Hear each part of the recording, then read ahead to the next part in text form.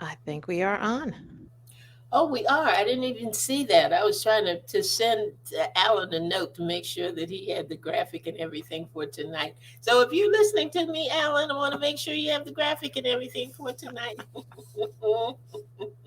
Our Guess we'll find Victoria out. is going to be missing, and that's not going to be much fun, but I want No. her to really, really feel a whole lot better and take care of her voice so that she Hmm. be with us next week and be able to get everything that she needs to get together. I'm Absolutely. excited. I'm excited. I always love it when we have authors that are children's authors. We've got her story. We've got lots about her that she's going to share with us tonight. So I'm looking forward to that. You got your weekend review ready, Ruth? Yep. Yep. Okay. I'm Oh, ready. all right. I'm ready too. I'm ready too. I have a couple of things, only a couple of things, but I'm glad about those couple of things that I have, and I need to redo something with my and this is nothing I'll talk about when we get together, but my step tracker thingy. I don't know what's going on with it, but it's not recording Oh, we'll take a look at it. so we need to get that fixed because I'm getting back into the swing of getting my steps in and exercise in, and I can't afford to miss one. All Yep. right, everybody, time to roll the open and get everything Great, great, started. great. Thank Thank you, you, Alan. Alan.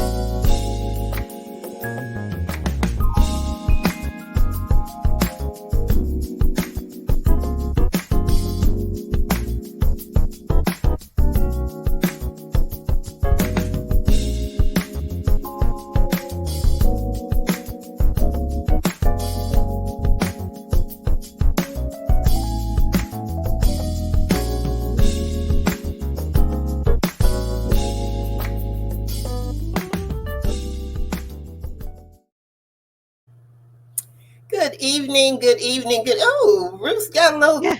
going on there tonight. Go ahead, Ruth. Yeah, no, we made a really good choice when we chose that music. So, I know, I know. It always makes me feel good when we hmm. start playing that on Sunday evenings. Good evening, everybody. This is Andrea L. Hines, and you see Miss Ruth Griffin over there. And Yeah. we're missing one of the three in the dynamic trio that we've got going on. Hey there, Linda Cooks. Welcome to you. Good evening to you. Miss Victoria is not feeling well. She's got a little bit of laryngitis, and when Hmm. Queen Victoria cannot talk, I don't know. It's just not a good day. So we're No, hoping that she feels much, much, much, much better and that she'll be with us in the weeks coming up. As we've got absolutely. a lot going on, and we need Miss Victoria to feel well and healed and whole. Hey, Serena, how are you this evening? Glad to have you in the house with us tonight. Yep, we're hanging in there. Hope all is well with you. And we're going to get started as we usually do on Sunday Hmm. evenings and talk a little bit about our week in review. Ruth, why don't you start tonight? Oh, absolutely. So, obviously, I wasn't here last week. Now it's Victoria's turn, and we're not taking turns. You can't be out next week, so just letting you know. Gotcha. Yeah. So I was actually in the ER last week. It turned out to be nothing. Well, I won't say nothing.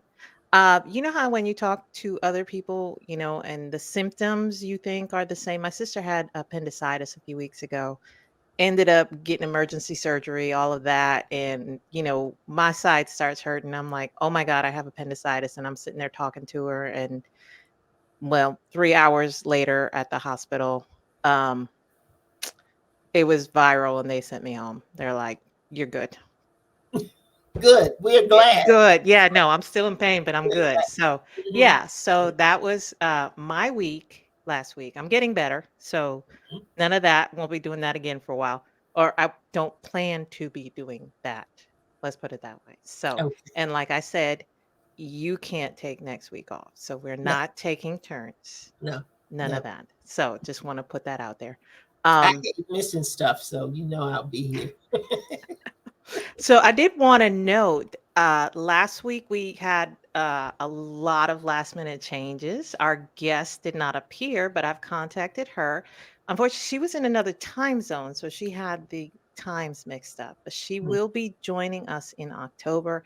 I'm excited. She has a great book. And I'm sorry, I can't think of her name right now. It was Elaine Kochanowitz, I think. Yeah, that was I right. butchered her last name, but I'm excited and I'm looking forward to her being on our show. So, Victoria, if you're listening, I hope you're feeling better. Come back next week. And Andrea, again, you will be here next week. Yes, ma'am.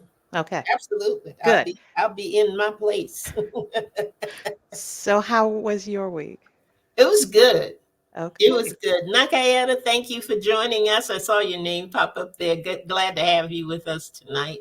It was good, and I could say that very, very quickly because I had actually four things that I needed to complete. I prioritized them and worked on the ones that I knew I needed to work on Hmm. right away, and put the others on the back burner until next week. So hopefully by the end of next week, I will have those two things completed as well. But one of the things was to complete the writing challenge, the story challenge that we had put out there. Hmm. And that's going to be coming up the first Sunday in September, guys. So be sure to put that uh, on your calendar, your whatever you use to remind yourself of good things. Francina Booker and Angie Oliphant are two of Hmm. the listeners that agreed to participate. We had four topics: meet my lessons learned, um, The the unexpected. unexpected, and what was the fourth one, Ruth? I forget it every single time. I can't think of what the fourth one was, but if I do before the end of the show, I will mention it. But we had four topics to write from. Hmm. Challenge was to do it in about 750 words, and I think somehow those of us who have turned our work in have exceeded that number of words, but we've discovered that we not only write, but we write a lot once we get started. Oh So, yeah. No, there's some authors, they'll easily write a 50,000 word book before they can sit there and write a short piece. So, yeah, yeah, and we're excited about that. I'm mhm, excited about you hearing my story that I had together. Mine was a combination of meet my and lessons learned, and yeah. Ruth, you finished yours, and Yeah. yours is more of a what It's topic would you? a it's The Unexpected, and it's a fictional piece. Okay. I thought I wasn't going to be doing much with it, but I think I'm probably going to expound on it for the November writing challenge. So, Okay, we'll see okay. what comes out of it, but You I'm gonna do excited that to again share. this year, Yes, I right? wasn't gonna do it, but then it was like, yeah, no, I've got to. So, Okay, good, good. yeah. I'm proud of you. I think Thank that's you. great. I didn't hear that you were gonna join me. I'm proud of you. I think that's great. No, I kind of don't think I am, but you never know. This is August, so I very Okay. well might change my mind and join you. Okay. We'll see. Serena says writing is therapy. Yes, it Yes, it is. is. Yes, it is, and Yes, it I is. rather enjoyed what I wrote about. I was satisfied with what I wrote about, and I like it. And so I'm glad to be able to share that with you. And that's going to be the first Sunday in September that we're going to do that. And everybody's going to have an opportunity to read their piece to you. That's So I right. hope you will come back, invite a friend, share, and we're going to have a good time that evening. So that's one thing that I finished. The other thing was the um, what do I want to call the collection Mm-hmm. of positive points of power from the 8 at 8 program um, is in the hands of the editor. And moving forward with that, I think I need to change the title. It will be a series because we had over 300 of those pieces in July, by July of this year. So the program comes on 3 days a week. Nikayeta has joined sometimes. Linda has been on the line sometimes. So they know what it's all about, and the rest of you will get to find out a little bit later. But I am excited that part, my part, is done. You know, Ruth tells us writing and editing are two Mm-hmm. different Mm-hmm. things. So I finished my part. The editor's got to do her part now. And we will move on and see what we have got going on coming up. But for tonight, That's we have right. a very, very, very special guest. Her name is Sivan Hong, and she authors and illustrates the best selling children's book series, The Super Fun Day Books. I love that. The Super Fun Day Books, including Benny J and the Horrible Halloween, George J and the Miserable Monday. I think we Mm. can do something with Andrea and the Miserable Mondays. We'll look into that. Um, Emily D and the Fearful First Day, which is what we're going to be talking about tonight, and Avery G and the Scary End of School. Her inspiring books focus on neurodiverse children, and we're going to get her to talk a little bit about what that means, who overcome their challenges with perseverance and bravery. Sivan also serves as a trustee on the boards of the Westport Public Library, the Rita Allen Foundation, Multicultural Children's Book Day, and the ASPCA. When she's not working, Sivan enjoys being a wife to her lovely husband and a mother to their two wonderful children. They have a dog and a cat, and they live in Connecticut. After the break, you will get to meet our guest for this evening and author of Emily D. and the Fearful First Day, Sivan Hong. We'll be right back.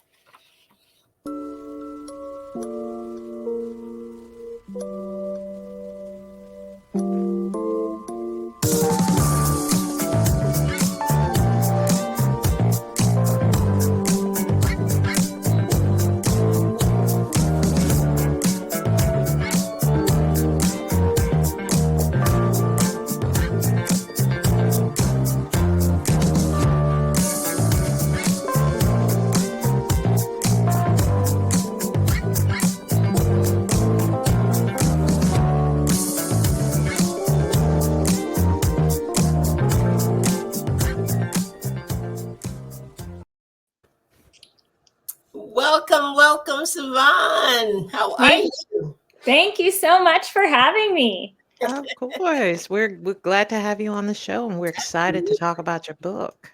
Well, your Absolutely. books. Yes. Awesome. So, Savan, you are the first children's book author and illustrator we've had on the show, the combination of that. And we are just excited to get into your process to talk about your book. But go ahead and tell us a little bit about your book, Emily D. and the Fearful First Day. So all of my books, as you said in the introduction, are about neurodiverse kids. And what that means is kids who have different brain functions. So children who are autistic or have ADHD or dyslexia. There's a kind of wide variety of kind of brain differences that manifest themselves in that category called neurodiversity. And my books are targeted for those types of children so that they can see themselves in picture books, so that they see their experience as being normal. Because as we know, as authors, books have an incredible way of being able to normalize difference and make somebody feel accepted by the characters they see in those pages. Obviously, they are just as important for kids who are not neurodiverse, because they too need to see the differences that exist out there. But this book is about the first day of school, and for all children, the first day of Mhm. school can be scary. Even for adults, the first day of a new job is scary, right? That the aspect of change and the unknown can lead to a lot of trepidation. And this book talks through Emily's fears. She lays them out in a very structured format to say, here are all the things that I'm scared about the first day of school. And she talks to her parents about them, and they come up with a plan on how to overcome some of those fears. And this book, like all of my books, is structured in something called a social story. A social story is something that educators use in special education to walk a child through a series of problems so that they can then learn the steps to overcome them on their own. And so all of my books use that structure because I want to empower these kids to feel like whatever challenge they face, they can take it on and succeed. Mm. That is awesome. I think you already answered the question, because your characters are diverse. And normally we tend to write what we know. We tend to mirror the world that we see or that we're in. But your characters, I was looking at the other books as well, and your characters are very diverse. Um, I think, like I said, I think you've already answered that, but what made you choose that? And what about your background? Because we were talking about that before the Right. show. How much of your background contributed to that choice and to your choice to write about neurodiversity and all of this? So I'm neurodivergent myself, right? Mhm, And so being able to see that world through my eyes helps. But both of my children are also neurodiverse, and my stories are based on their experiences. mhm, Um, but there is a challenge in the media because every time not every time, but the majority of times that they show an autistic person, it is a white male or a white boy. mhm, And that is not an accurate reflection of what is going on in the population.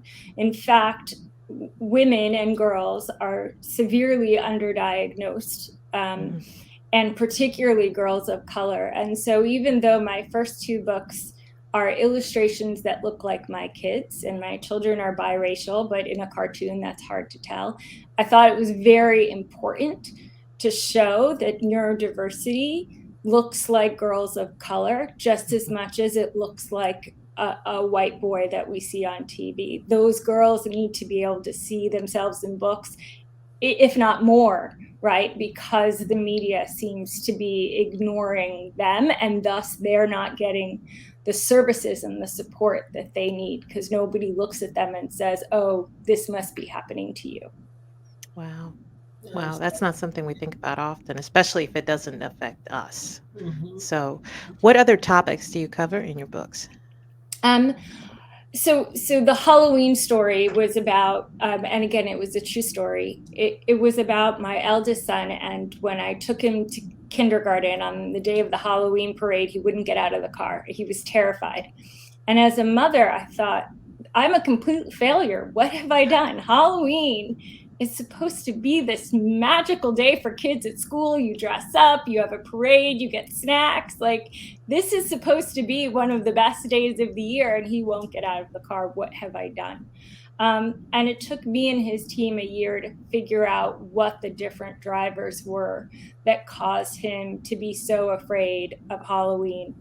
And we laid them out, and then we laid out a plan for him on how to overcome them. And this Mhm, is actually the story, because for him it was loud noises, right? He mhm, has sensory issues, and so my character wears headphones in the mhm, book. And it was the first time that I have ever seen an illustration with a child wearing mhm, headphones. And to me, that was really, really important. But it mhm, also talked about the fact that he was nervous about the fact that what if he wouldn't be able to recognize his friends in their costumes, right? Or when the parents all come to watch the parade, what if he wasn't going to be able to see me and find me? And it's all these real fears that you don't think about as an adult with Halloween, that we were able to kind of give the specific steps on how to overcome. And then the following year in first grade, he went and he loved it. and the I have pictures of him dancing because he was so proud that he had done it, and he'd overcome this thing that was so Oh, wow. scary. And so that was actually the first book I published because I wanted to share that experience with other families so that they wouldn't have that kindergarten day that I had, where I was like, I'm the worst mom in the world. My kid hates Halloween. Oh, that's awesome. That's awesome. Okay, so let's talk about your illustrations because they fit your book so perfectly. I think they were great. And again, we've had several children's book authors, but you're the first one who actually illustrated her own book. Right. So, um, let's talk about that. How was that process for you? Um, do you doodle? Are you an artist? Do you illustrate? Are you a writer first? You know. So I felt like the whole book process was so new to me that it Mhm, was never something that I had set out to do. Growing up, I was not a big reader because I really struggled with reading, and I didn't find a love of books until I discovered audiobooks. mhm, And that was how I was able to access the language and put them in my brain and see the story. And so for me, growing up, being a writer would have been the last thing in the world that I would have ever imagined doing. So when I started this, it was a much more of a, how do I share this true authentic experience with others? And what I found as a mother with two neurodivergent kids is that when they looked at these picture books that had these incredible illustrations, they became a distraction. Right? You'd see this magical forest and there'd be a little tiny red bird in the corner, and my kid would lose focus about the story and start asking questions about, why is there a red bird in the corner and what's the bird doing? And I was like, this is not what's supposed to happen. So my illustrations are very deliberately simple, mhm, right? There's a purposefulness to the simplicity of the illustration because I want the child to stay focused on the story. And the yeah, illustration is there to support that story, but the story is the important part mhm, of the experience. My font is also very deliberate. It's dyslexic friendly, mhm, so that children of all kinds of learning styles can access what these books have. All of my books, given my personal experience, are also available as audiobooks. Again, because children learn in lots of different ways, I wanted to make the language and the story accessible for all of them. And so that was the real driver behind my decision to illustrate them, because I thought it would be much harder for me to explain that I wanted something this simple from an illustrator. And I kind of, maybe to some degree, was delusional and decided that I could do it myself. I have no background in illustration. I was a huge doodler as like a fidget in elementary school and would constantly doodle on everything. And so I use that experience of kind of that outlet that I had as a kid to then apply them to the books. I guess I'm the kind of person that didn't realize how hard things were, and I just said, no, I'm just gonna go do it and see what happens. And it worked. eh, That's great. I don't want to interrupt you just go a minute ahead. because I don't want to forget this, but we always, um, it, it's one, I don't even know how to explain it, but we don't always know the full Mhm, story behind things. We know a little bit. We know a little bit that the author shares as much as they can in their bio and all of that. But even broader, we don't know what our listeners deal with and what our listeners go through, and there's no way to know that ahead of time. It's only through discussion and through what we have here. So I'm really excited. I'm excited about what you're sharing, Sivan. And I don't know that you can see the comments at all, but we have one listener who has shared with us that she's dyslexic. And here you are with that part of the driver for the stories that you have. Another listener says, my field I work in is with children and with autistic children. Now these are listeners that have been with us for a while, you know, and come on and off the program, and these are things that we did not know. So I'm just really excited when we can and are able to get that connection and that connectivity with things that now they will be able to go out and share the fact that there are these great series of books out there that they may not have known about before that can help someone else to better understand an area that they deal with all the time and deal with every day. And I just thank you so much for that. And it's just it's just amazing. I just love the way things come together like that sometimes. So I'm going to be quiet now because Yeah, I get okay. excited about the smallest things.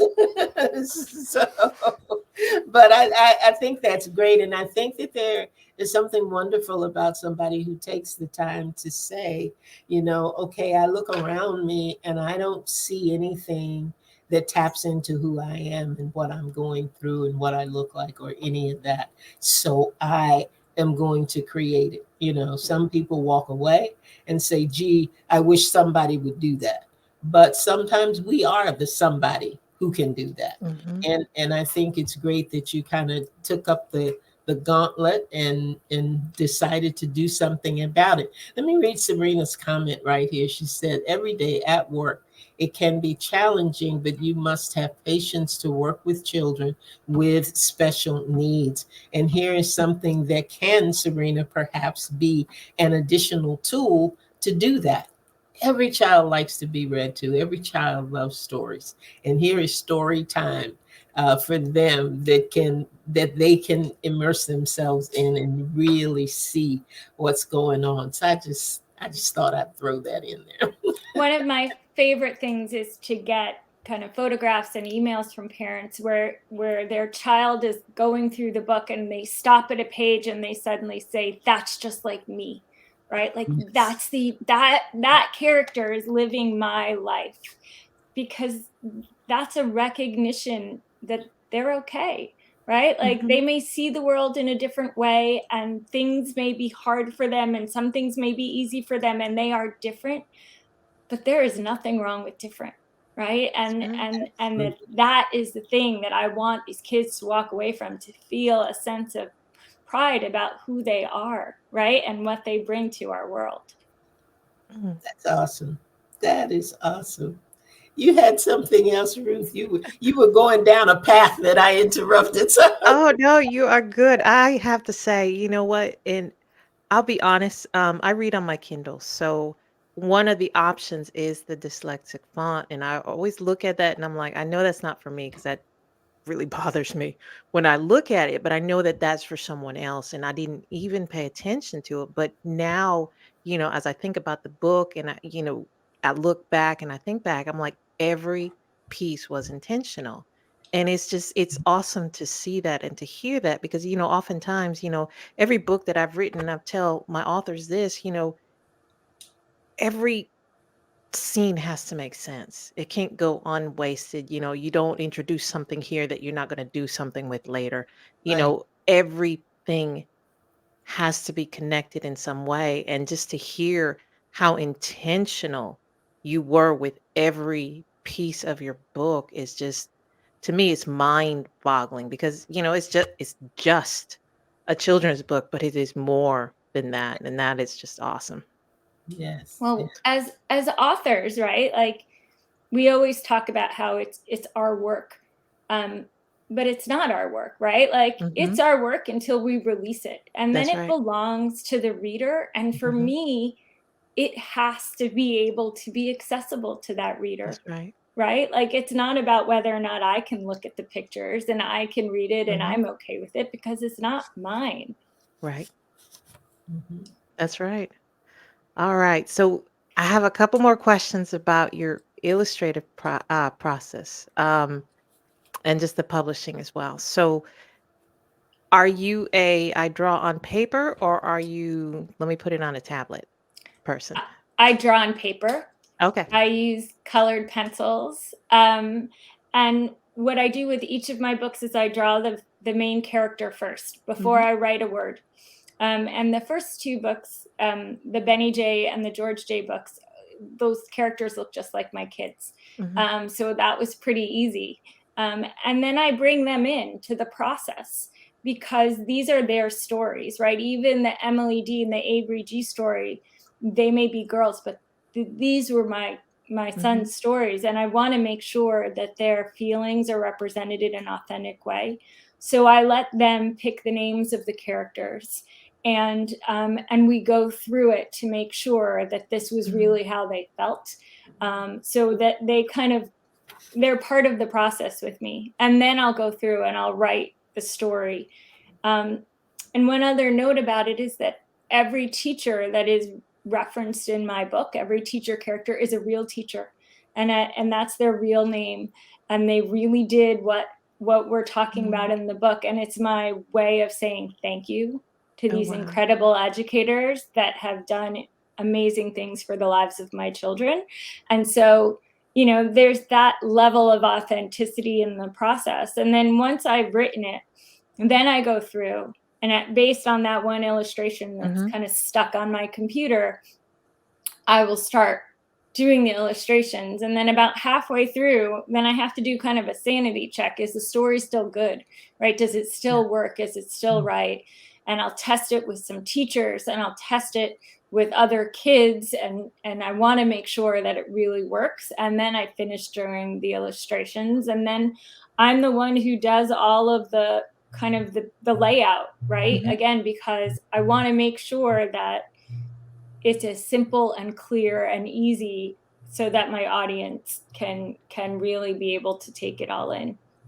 So that's the process that I use. And I had to teach myself how to kind of convert the sketches into the computer graphics, but the sketches all come first. Like I said, I'm a doodler, right? Like, so that's what they start off as. That is awesome. And I want all our listeners to go back and listen to this at some point, because your process is no different than my process when I'm sitting there writing a 60,000 word novel. I mean, it is literally the same. You get an idea of the characters, you start writing it out, outlining it, you check it with other folks. I mean, it's no different, and that, I've heard people talk about how, oh, it's just children's book, it's easier, it is the same level of work, maybe even more, you know? It's less words, right? But as you said earlier, sometimes being so parsimonious with your language is hard, right? Like you Yeah. really have to figure out, is this the word I want? Is this the reflection that I'm Mhm. trying to say? And you don't have a lot of room on the page to be able to get those emotions to come through. That said, I could never write a book like you write, Ruth, but there's a place for all of us. That's right, that's right. I will never write a children's book or illustrate it, but you know what? You have done a great job. You've done a great job for all 4 of us, Victoria, when she comes back. Um, you've done more than enough to cover us all. So Thank I you. am really impressed. I loved your book when I read it. I love it even more now that we've chatted. So um, kudos. Thank Just you. Yes, great. absolutely, absolutely. I have just a couple of quick things, Sivan. One is how each book that you have written, how long did it take you to put it together? To put that first character together and get the story, because I'm sure the story, you had the story, in your head. It wasn't one that you built, you know what I'm saying? So you had that part there. But how long did it take you with the layout and to get each one done?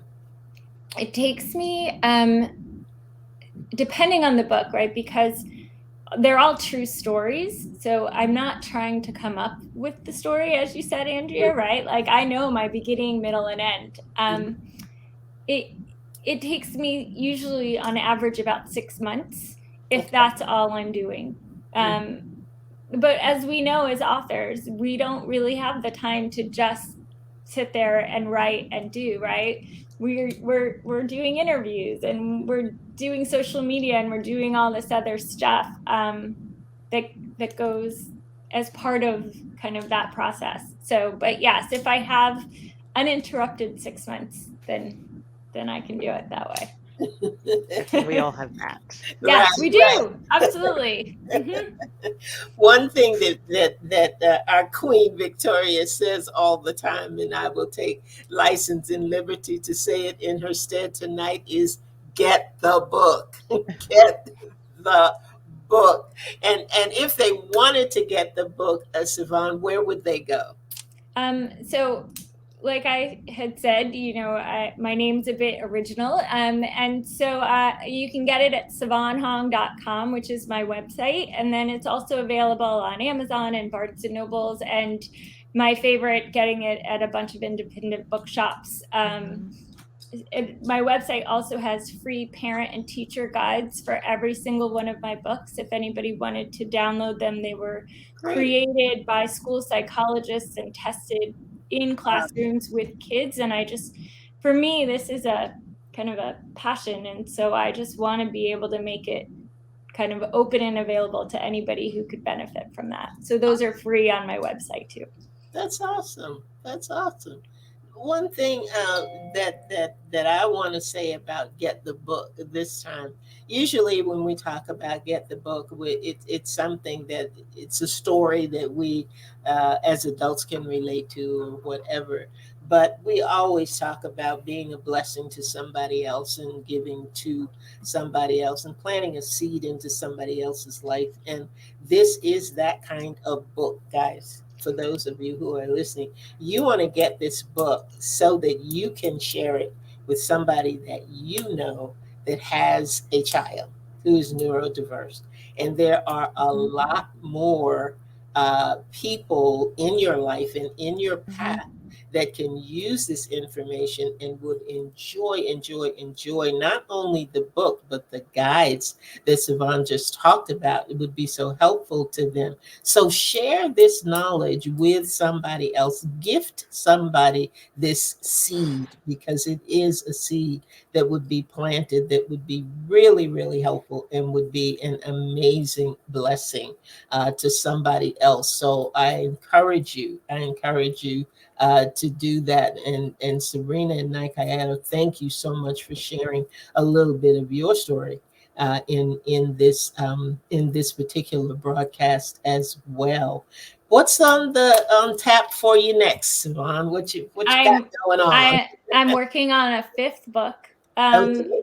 It like all the other ones, it is a true story. When my youngest was 2, he was terrified of dogs, and he had an imaginary friend that was a dog named Lemon who slept with him every night. And we were finally able to get him an autistic service dog that had failed out of the program. And we brought this dog home, and we were so scared that my son was just gonna like bolt, and because dogs were loud and he would cover his ears. And we brought the dog home, and he looked at the dog and he goes, "Oh, hi, Lemon." And the two of them walked upstairs, and it was as if the imaginary friend who protected him for all these years morphed into this real dog. And the two of them still to this day sleep next to each other every night. So that's going to be my 5th book, if I can find a way to get that magic on paper. Oh, wow. Oh my God, yes, you have to do that. And And then you have to come back. And then I Yes, will you have to come definitely come back. back and share it with you. Oh my God. Oh, that is so sweet. That's going to be good. That is going to be good, good, good. Thank you so, Wow. so much. There, more.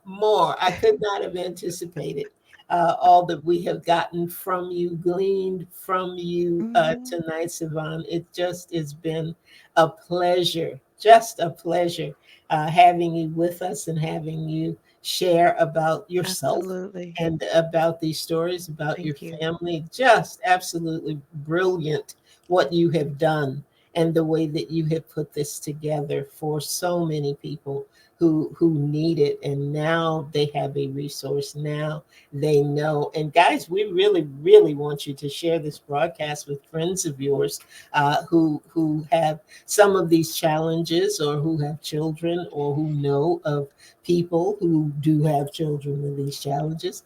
But just not just that, but whether they do or not, these are great stories. They are great stories, and the illustrations are really well done. The books are put together in a great way. I can't wait to share some of the parenting tools Mhm. that you have with people that I know, because I think that it is good to have some sound advice out there on some Indeed. things. Indeed. So that would be wonderful. Ruth, do you have any final remarks for Sivan? Because Sivan, we want you to give us a final note just to our listeners, whatever you want to say to encourage or inspire them. But Ruth, do you have anything in particular you want to say in closing? You know what? I think Andrea said it all. Just thank you for sharing your story with us. Thank you for sharing your book with us. It really is. It was a pleasure having you on our show. Yeah, Thank you, both of yeah. you. And look, for all of the authors out there, just go out and start writing, right? Like, you don't I'm not an expert author. I didn't know how, I wasn't a trained illustrator. That's not what matters. What matters is that we all have a story to share, and you have to get it out there. So Good advice. Good advice. And somebody asked about the name of the book. The one that we talked about tonight is Emily D. and the Fearful First Day. That's Emily D. and the Fearful First Day. Go Mhm. out there, check it out. Check out this beautiful author and all of the things that she's doing out there, and the great things that she is sharing with us. Savannah, I want you to hang tight for just a little bit after we close. Guys, thank you for being with us tonight. You Mhm. know, we always love it when we have you on the program. You know, we could do this by ourselves, but it's a lot more fun when you join in and tune in with us on Sunday nights. You know, Saturday evening at 7 p.m. is our day for replay. So if you have a friend or neighbor or someone that you know would benefit from hearing from Sivan and talking about her books, be sure that you have them tuned in next Saturday night. This program will re-air.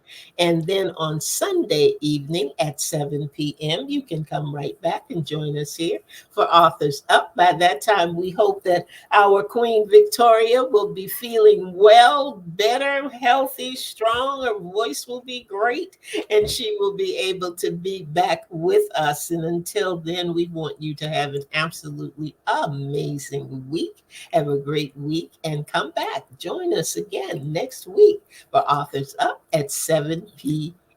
Thank you again, Sivan. Hang in there. Good night, thank you. everybody. Good night.